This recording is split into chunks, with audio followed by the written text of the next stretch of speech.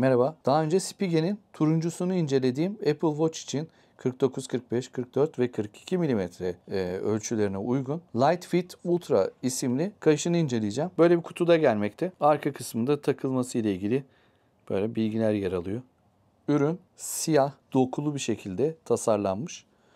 Bir lastikten ibaret. Burada Ultra ile hemen hemen aynı renklerde tokası mevcut ve buralardan da normal takma yerleri yer alıyor. Burada da turuncu bir detaya yer verilmiş. Hepsiburada.com'da Hepsiburada.com satıcı olarak premium indirimlerinde 636 lira gibi fiyata geldi.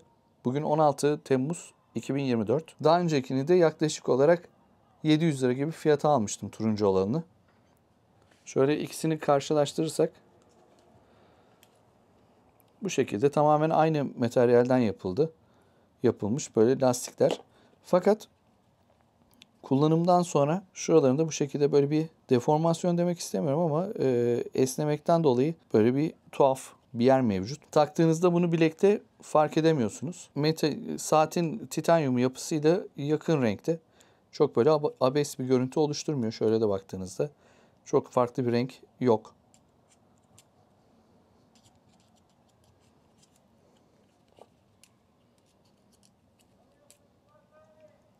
Şu kısmından tokanın ileri geri oynatarak esnekliğini ayarlıyorsunuz. Çok sıkı olduğunda da zaten lastikli olduğu için hemen gevşeme yapıyor. Kolunuza taktığınızda da böyle duruyor. Çok rahatsız ederse eğer bunu sağa sola hareket ettirerek bileğinize göre ayarlayabiliyorsunuz. Siyah. Burada da böyle bir turuncu detay olması gayet hoş. Aynı detay bunda da var. Tabii renk olarak turuncu olduğu için yakın renklerde çok belli olmuyor. Karşılaştırma yapmak açısından da böyle ikisini bir arada görebilirsiniz. Tabii turuncu olandaki doku daha belirgin siyaha göre. Yani bundan memnun kaldığım için açıkçası bunu aldım. O piyasada işte no name, AliExpress malı olan bu kayışları alıyorsunuz. Bunlarda herhangi bir ölçü yok. Eğer bileğiniz küçükse bu sefer buraları gerçekten çok uzun kalıyor. Rahat kullanışlı oluyorlar ama dediğim gibi çok fazla alternatif yok. Hepsinin kalitesi hemen hemen aynı.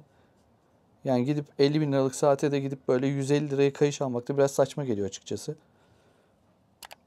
Bunlar yine nispeten daha kaliteli ve değişik duruyor. Herkesin bileğinde olmayan ürünler.